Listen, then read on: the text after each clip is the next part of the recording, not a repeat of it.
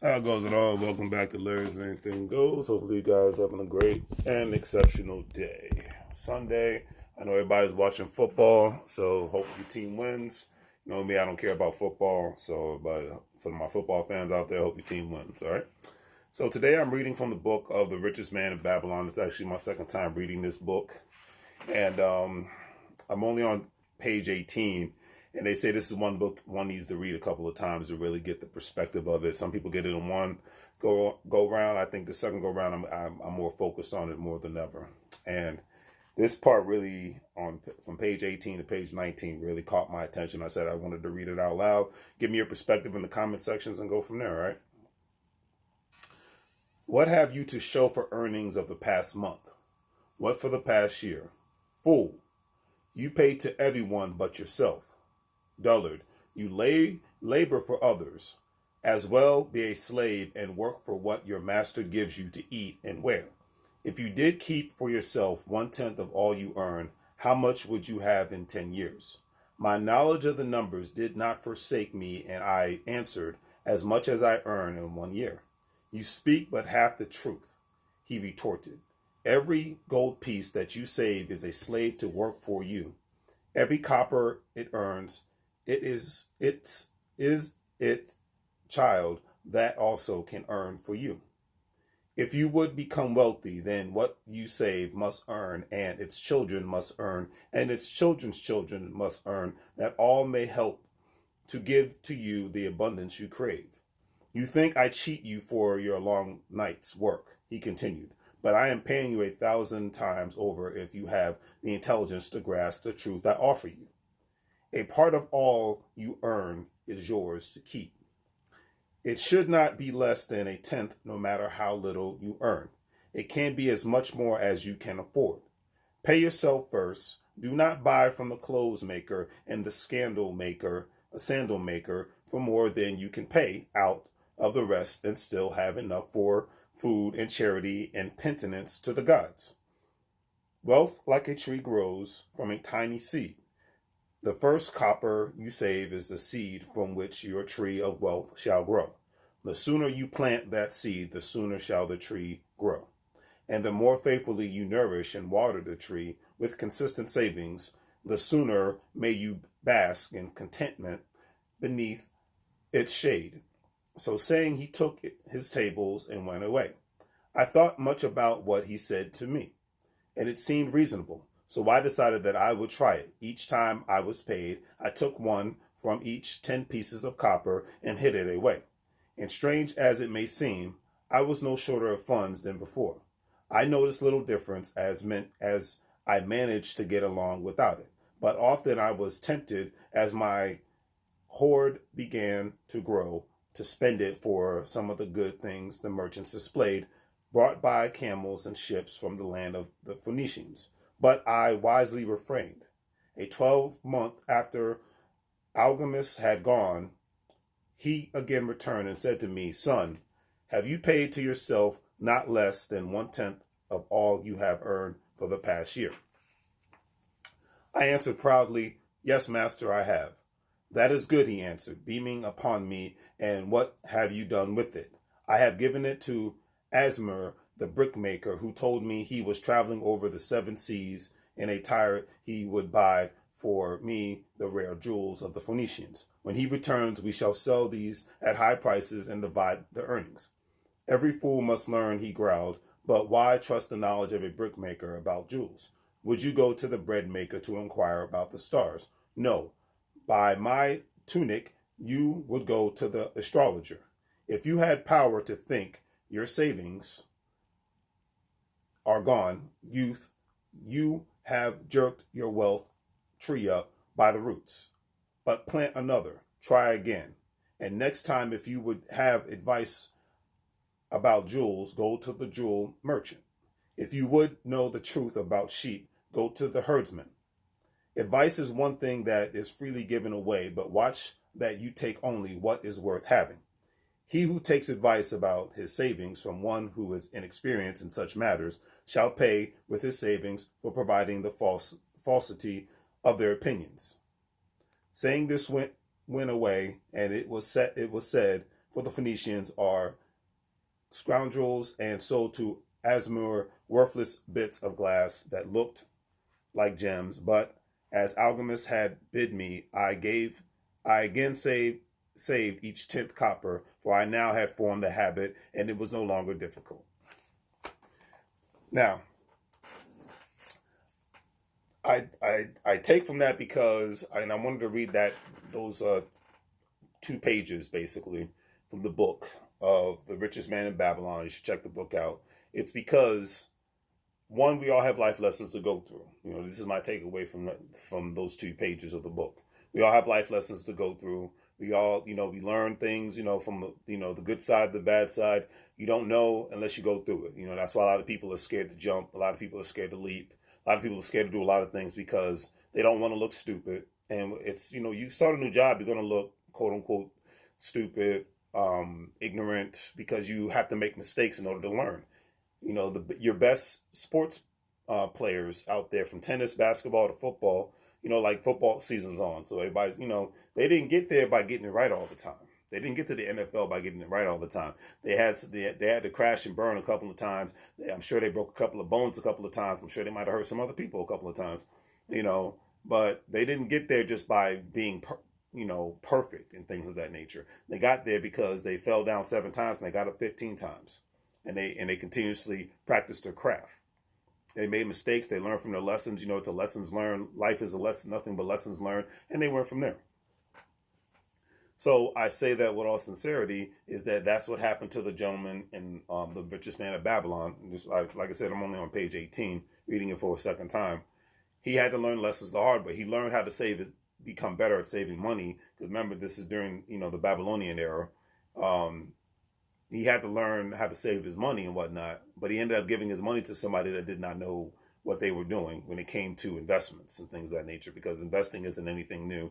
The exchange of any sort of currency isn't anything new. Back then it was gold and copper. They didn't have, fiat currency like we have nowadays. They darn sure didn't have digital currency like we do now, because they did not have electricity back then. They did not have the internet back during those time frames.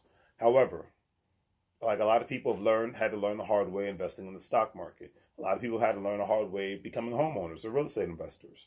A lot of people had to learn the hard way buying bonds, life insurance. A lot of people had to learn the hard way even with cryptocurrency. I've heard horrific stories about people losing getting their accounts hacked, and losing because they bought a specific kind of coin and things of that nature. So everything is the lessons learned.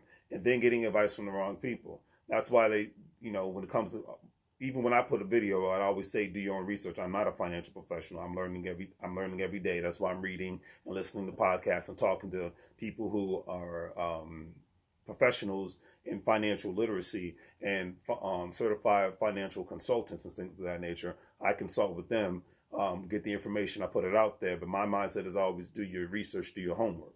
Because you're either way in the game of education, you're going to learn something and you're going to get burned. In the game of having a career, you're going to learn something, you're going to get burned. In the game of being an entrepreneur, you're going to learn something, you're going to get burned. In the game of investing, you're going to learn something and you're going to get burned. But you must wipe your face and pick yourself back up again. That's the name of the game. And a lot of people don't want to do that because it requires saving face, it requires humility, it requires knowing that you don't know everything. And that's just what it is. Life lessons, continuously learn. There's a reason why some of the richest people on the planet, not just in America, but on the planet, are consistently reading, listening to podcasts, and taking courses, engaging from other people and whatnot, because they know that they don't know everything. That's the best. I can't put it any other way. When you walk in a room thinking you know everything, a lot of people are going to size you up.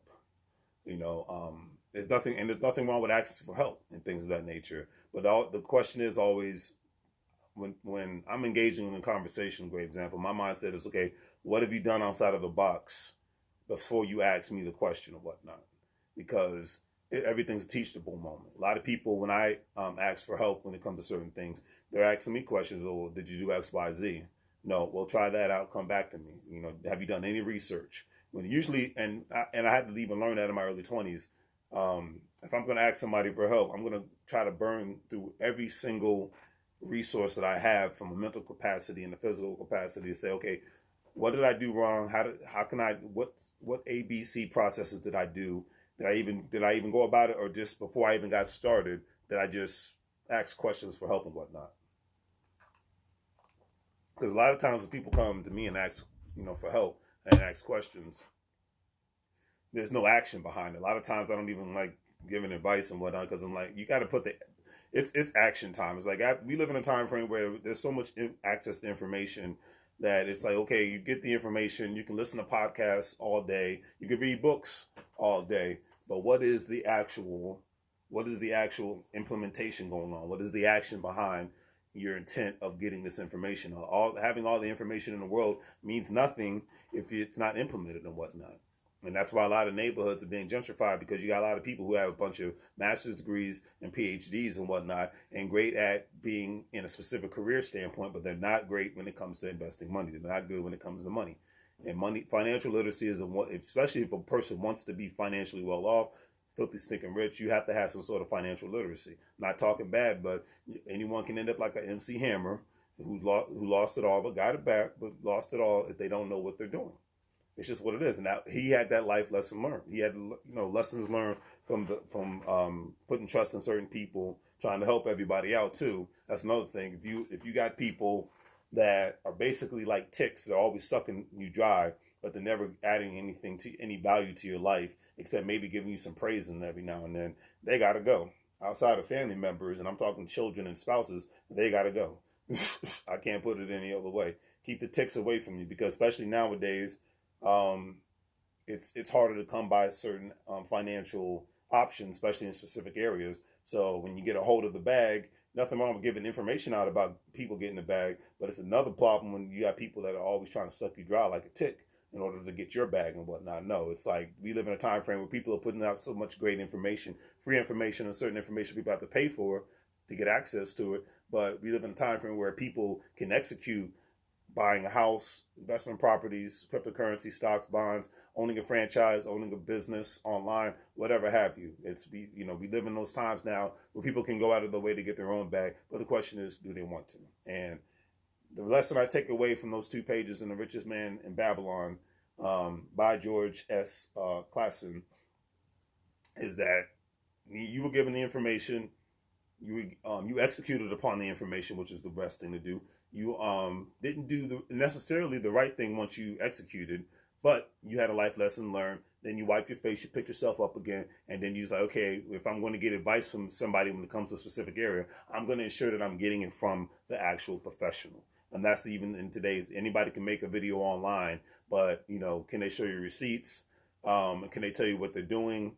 I mean, and then you have to do your own research, because you can't be that person, especially I'm talking to the adults in the room. Don't be that person, be like, well, he or she told me to do X, Y, Z.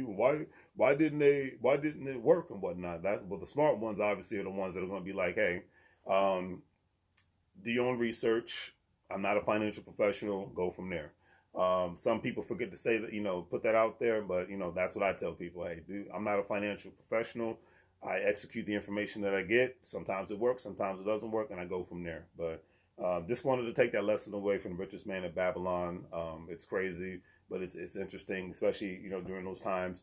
It doesn't, regardless of the currency, it still has to exchange. That's why they call it currency. It has to percolate, and it has to go around like a satellite, going around orbiting the Earth and whatnot, or orbiting any specific planet and things of that nature. That's how money's supposed to move. It's not just supposed to stay stagnated and whatnot.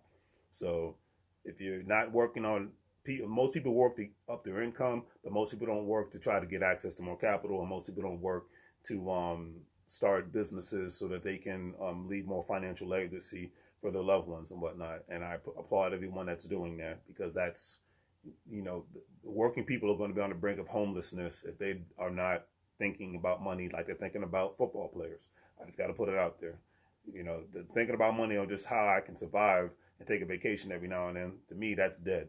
But other people, that's the way, that's what it is. So anyway, do the great thing for your things, family. Like, share, and subscribe. Have a great day. And as I always say, make money moves, or you're going to live broke like a fool. Take care.